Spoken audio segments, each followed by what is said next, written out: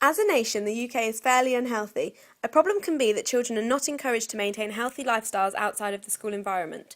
More recently, schools have shown more awareness of this and have consequently modified practice.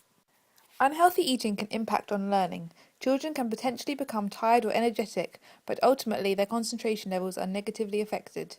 It has been found that children who eat healthily are more likely to achieve higher grades within schools. Parents may have a very little understanding themselves on healthy eating and positive food and lifestyle choices. They can be unaware of the potential risks of unhealthy eating or what types of food are considered to be unhealthy. Another potential cause of unhealthy diets in Britain is the ease of cooking unhealthier foods and the time implications that preparing home-cooked foods can have. Often, meals will be those most easily prepared. In addition, the cost of fresh foods is usually greater than that of preserved and less healthy foods. These are just some issues that Britain faces in regard to unhealthy eating, and schools can play an important role in helping to improve this situation. These issues can be addressed through creative teaching approaches as shown in this promotional movie. With relevance to the idea of healthy eating, this promotional movie focuses on the benefits of taking children to a farm or supermarket to gain relevant experience. As supported by Ofsted, learning outside of the classroom provides an opportunity for first-hand experiences and enhances children's understanding by making lessons more interesting. Stimulating activities can be memorable and provide children with the opportunity to engage in real-life context. From experience, field trips are engaging for pupils, resulting in them thinking more critically and creatively outside of the classroom. Children are provided with an opportunity to investigate aspects of real life, such as acknowledging the types of fruit and vegetables there are available in shops and how a farm functions. Children's curiosity and opportunities provided to them enhances the opportunity for them to take responsibility for their learning, encouraging innovation and creativity. Supported by Ofsted, stating it increases the development of life skills. Due to more recent framework aims increasing the level of flexibility and creativity in schools, there is a larger opportunity to address the Every Child Matters agenda, creating a significantly richer curriculum. As observed by Ofsted in early years settings, learning outside improves outcomes and progress in schools.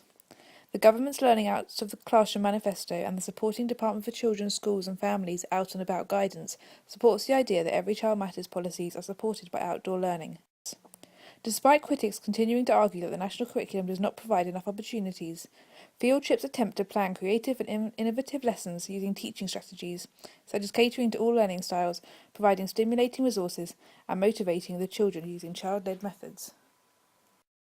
The Labour government's Rose Report gave recommendations for the curriculum to enhance learning. These closely related to creative teaching approaches, showing they are effective for children's learning. However, there are arguments against the approach, and the recent coalition government have scrapped plans for creative learning within schools, believing that directed factual teaching is best. This is despite research showing the opposite is most effective, and potentially shows children will not receive the most effective learning experiences in the future if current curriculum proposals are to be implemented.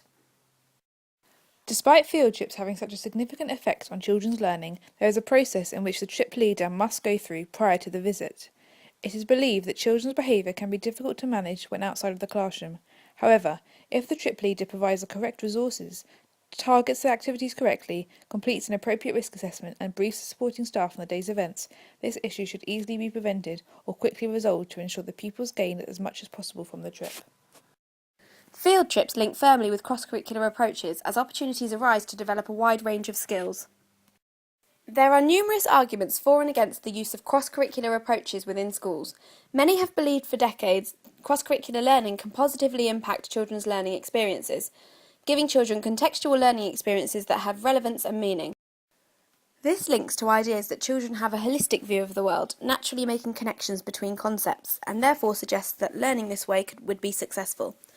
Teaching subjects separately can hinder the learning of transferable skills, an important aspect of 21st century education, as these skills are needed for equipping children for the working world.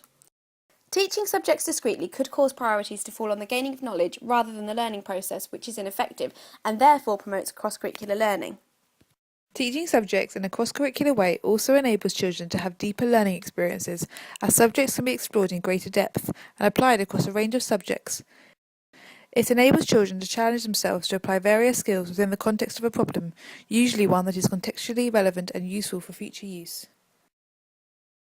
However, often topic-based learning can involve unnecessary links, which takes away the relevance of the learning. Furthermore, cross-curricular learning can cause certain subjects to dominate others, leaving subjects lost and forgotten. Therefore, it is thought that it should only occur where it is necessary and relevant. Teachers would need to ensure that learning activities are relevant to the desired learning outcomes, for example, ensuring field trips are appropriate. A further solution is for teachers to allow one or two subjects to remain the main focus of a teaching session whilst being supported by other subjects. With these solutions in mind, cross-curricularity could be used to effectively enhance learning. As part of our own research study, feedback from questionnaires by primary school teachers shows there is a strong positive correlation between the progress children make in learning and the quantity of cross-curricular learning opportunities applied in the classroom. This primary source supports other current research in this area and maintains the idea behind teaching children using a cross-curricular approach and the benefit to children's education it brings.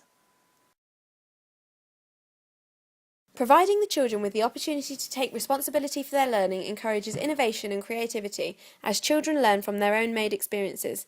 Field trips to environments such as a farm or supermarket provides an environment that guides the children to modify their old knowledge and accommodate new findings.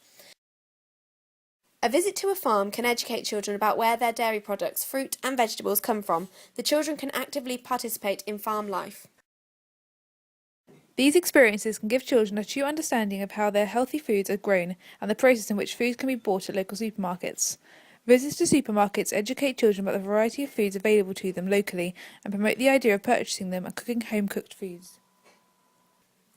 From experience, it has been observed that children investigate the level of fat and salt in foods they eat on a regular occasion compared to fruit and vegetables. These lessons can significantly enhance children's understanding and realisation of the importance of healthy eating. From experiences with healthy eating related field trips, it has become apparent the importance of a school's impact on children's level of education regarding healthy lifestyles.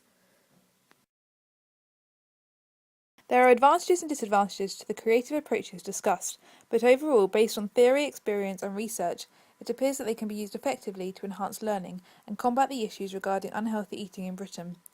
Any potential issues with the approaches can be overcome, but through careful consideration by teachers.